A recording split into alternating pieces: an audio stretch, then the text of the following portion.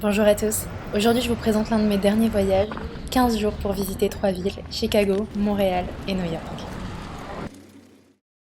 Et oui, me revoilà seulement 2 mois après, dans cette jolie ville qu'est Chicago, cette ville que j'ai absolument adorée au mois de septembre et que j'ai complètement envie de redécouvrir de façon différente parce que cette fois-ci on est au mois de novembre, il a neigé, les températures sont un peu plus fraîches et on voit que la ville est complètement différente.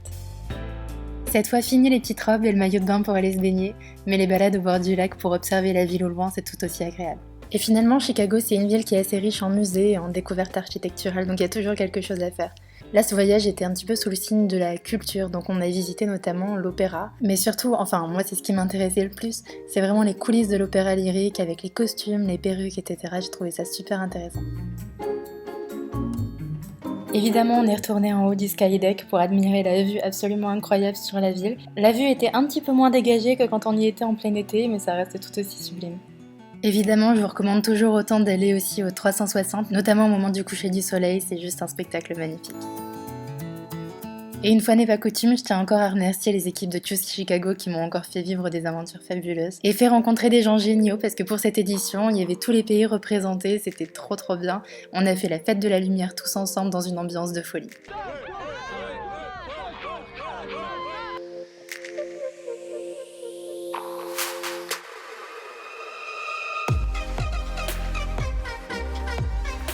Après 5 petits jours passés à Chicago, nous voilà repartis pour 5 jours à Montréal.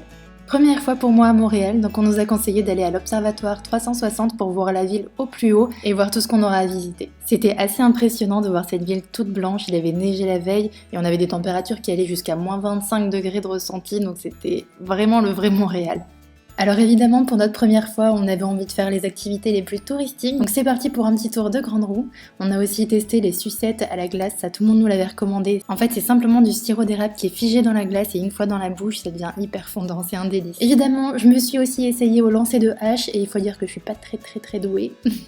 Et l'incontournable, la banquise, pour tester la poutine, c'est le vrai plat local et moi qui suis une grande fan de frites, je vous avoue que j'ai adoré.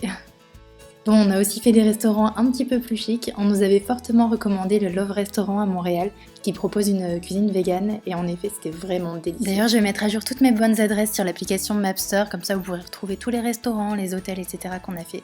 D'ailleurs, à Montréal, on a fait un hôtel carrément canon, c'était l'hôtel Montville. Le décor de la chambre était magnifique avec une vue somptueuse sur la ville. Le personnel accueillant, mais aussi et surtout H2M2, ce petit robot qui est à disposition des clients pour venir nous livrer carrément dans les chambres. J'ai trouvé ça juste canon. Je vous l'ai montré sur Instagram, il a plutôt fait fureur.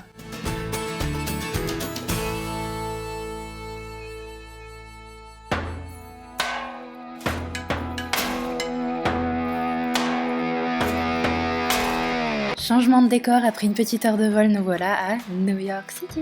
Encore une première pour moi et New York, c'est vraiment une ville que j'avais envie de faire depuis tellement longtemps. On a logé dans le quartier de Brooklyn et je pense que c'est vraiment un de mes quartiers favoris. Alors je sais pas pourquoi, mais ça m'a tellement fait penser à Londres avec Central Park qui m'a fait complètement penser à Hyde Park avec ses petits écureuils, que d'ailleurs j'ai pas réussi à aussi bien apprivoiser que ceux de Hyde Park. Mais voilà, j'ai vraiment adoré l'atmosphère de New York que je connaissais absolument pas. Et en fait, j'avais un petit peu peur de me sentir oppressée dans cette grande ville, que tout irait beaucoup trop vite. Et en fait, c'est tellement grand qu'il y a toujours des petits quartiers pour pouvoir se ressourcer. Durant ce séjour, on est passé par New York en français pour réaliser un food tour avec Svetlana. Elle nous a fait découvrir plein d'endroits vraiment géniaux, des endroits par lesquels on serait peut-être jamais rentré et finalement c'était super bon et ça avait surtout beaucoup d'histoire.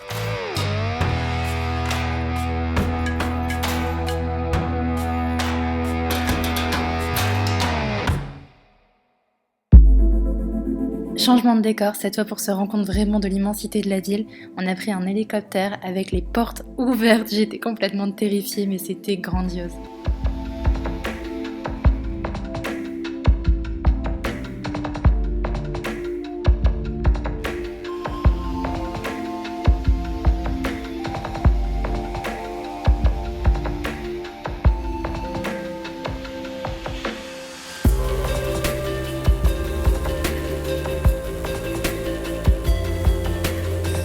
Après être allé sur le Brooklyn Bridge, on est allé au Top of the Rock du Rockefeller Center. On avait des FlexiPass par le site newyorkcity.fr, c'est hyper pratique, vous avez plein d'attractions et le Top of the Rock c'est juste un incontournable pour voir la ville d'en haut, c'est juste magnifique.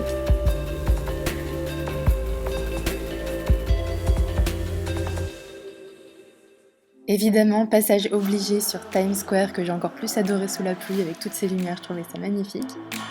Et enfin, il y a une dernière chose qu'on voulait absolument faire avant de partir de New York, c'est aller voir un match de basketball. Et pour être totalement solidaire avec le quartier où on logeait, on est allé voir le match de Brooklyn contre Philadelphie. C'était incroyable. Et voilà, le voyage se termine déjà là. Évidemment, même si Brooklyn a perdu, je suis repartie avec mon petit maillot pour leur faire honneur. J'espère vraiment que cette vidéo vous aura plu. Je vous fais plein d'énormes bisous et je vous dis à très bientôt pour de nouveaux voyages.